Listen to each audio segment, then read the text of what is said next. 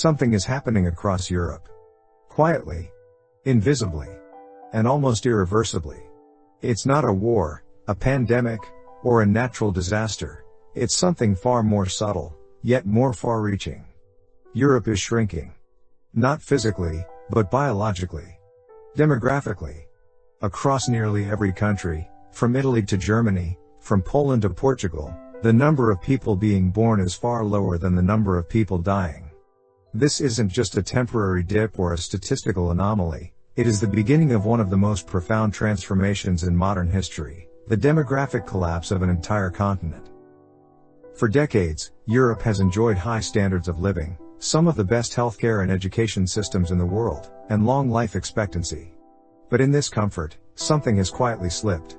Europeans are having fewer and fewer children, not because they are unable to, but because more and more people are choosing not to. In 2023, the average fertility rate across the EU was just 1.5 children per woman, far below the replacement rate of 2.1. Countries like Italy and Spain are even lower, hovering around 1.2. Germany sits around 1.4. And despite government efforts, the numbers keep dropping. It's like watching a glacier melt, slow, silent, inevitable. But what does this really mean? It means that in the next few decades, Europe will have dramatically fewer young people and exponentially more old ones. Schools will close. Playgrounds will fall silent. Cities will become quieter, not because of peace, but because they're emptying. Entire rural regions will turn into ghost towns. Workforces will shrink. Economies will contract. Pension systems will strain under the weight of millions of retirees being supported by a rapidly declining number of workers. And this is just the beginning. In this video, we'll explore how Europe got here, from cultural shifts to economic pressure and changing societal values.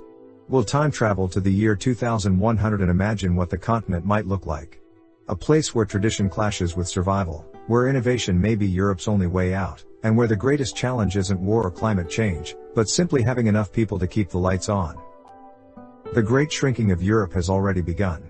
The question is, can it be reversed, or is the old continent fading into a new kind of twilight? Waking up in the year 2100, in a Europe unlike anything we know today. The streets are quieter, not because it's early, but because there are fewer people. Much fewer.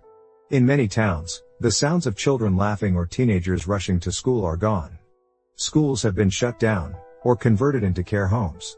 Parks are empty. Villages, especially in rural areas, are abandoned, reclaimed by nature. Europe has aged beyond recognition. It has become the oldest continent in human history, a place where the elderly outnumber the young by staggering proportions. Let's look at the numbers. In 2023, about 20% of Europeans were over the age of 65. By 2100, that number could rise to nearly 40%. In countries like Italy, Greece, and Spain, nearly half of the population may be elderly. Meanwhile, the share of people under 25 is expected to drop below 10%. Fewer workers, fewer innovators, fewer taxpayers, and more retirees than ever before. Economically, this imbalance is catastrophic. Pension systems across Europe are based on a simple principle: the current workforce pays for the current retirees. But what happens when there are twice as many retirees as workers? In the 2050s and beyond, Europe's largest pension funds could collapse.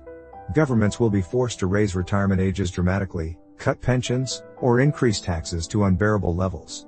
Public debt will balloon. And essential services like healthcare and education will suffer, not because people don't need them, but because there won't be enough people to run them. But it's not just about money. A continent with fewer young people also means less innovation.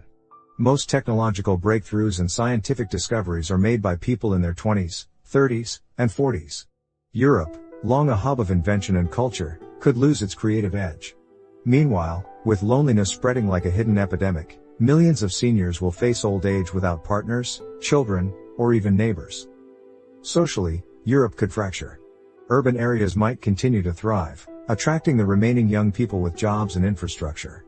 But smaller towns and rural communities will fade, first slowly, then all at once. We are already seeing the first signs. In 2024, over 50 million Europeans lived in regions where deaths outnumber births every single year. And the migration of youth toward megacities or out of Europe altogether is only accelerating the decay. This isn't just demographic decline, it's demographic collapse. And it's not science fiction. It's happening now, every day, in places we might not even notice. The question is, can Europe adapt in time to avoid a future where it becomes a museum of civilizations past, admired for its history, but abandoned by its own future? The economy of a nation is not just numbers, it's people. People who build, sell, buy, teach, heal, invent, and dream. And right now, Europe's economic engine is slowly running out of fuel, because it's running out of people.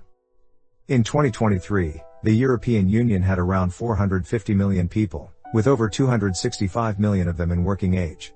That's a huge labor force, powering one of the largest economies on Earth. But this foundation is eroding. As fertility continues to plunge and populations age, Europe is set to lose more than 60 million people by the end of the century, mostly workers. By 2100, many countries will have fewer working-age people than retirees. In Germany alone, the working population is expected to shrink by over 30% by 2060. For comparison, imagine if an entire workforce the size of Poland simply vanished. But that's just the beginning. The economic consequences of this demographic collapse are not hypothetical, they are already emerging. GDP growth is slowing across Europe, not because innovation has stopped, but because there simply aren't enough people to sustain consumption and production. Fewer young adults means fewer entrepreneurs, fewer startups, and fewer customers. Consumer markets shrink. Real estate prices stagnate. Tax revenue falls. National debts grow. And welfare systems, once considered the crown jewels of European democracy, begin to buckle under the weight of expectation. To understand the crisis, consider pensions. Today's retirees are funded by today's workers. But by 2050, countries like Italy and Spain will have only 1.2 workers per retiree, and this assumes 100% employment, which is impossible. To maintain pension systems, governments will need to raise taxes to punishing levels or cut pensions dramatically. Neither option is politically or socially stable. Then comes healthcare. As the population ages, medical demand skyrockets. More people will need care for longer periods of time. But who will provide that care? Europe already faces a shortage of doctors, nurses, and caregivers, and with fewer young workers, this shortfall will only worsen. Automation and AI may offer some relief, but they cannot replace human empathy, presence, or touch.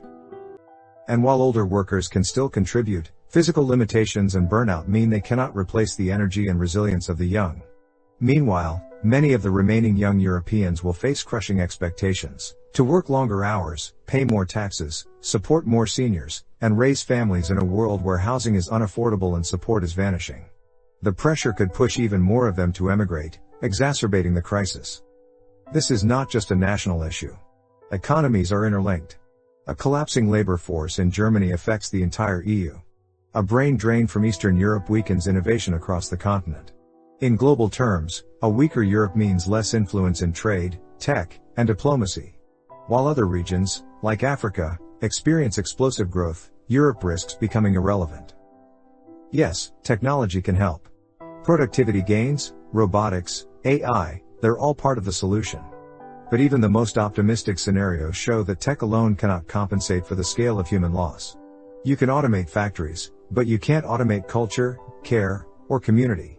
The truth is unsettling. Europe is heading toward permanent economic contraction, not because of any war or disaster, but because of a quiet, invisible collapse of its population. The demographic time bomb is ticking. And its effects will not arrive with a bang, but with a slow fading, of energy, of optimism, of opportunity. Unless something changes.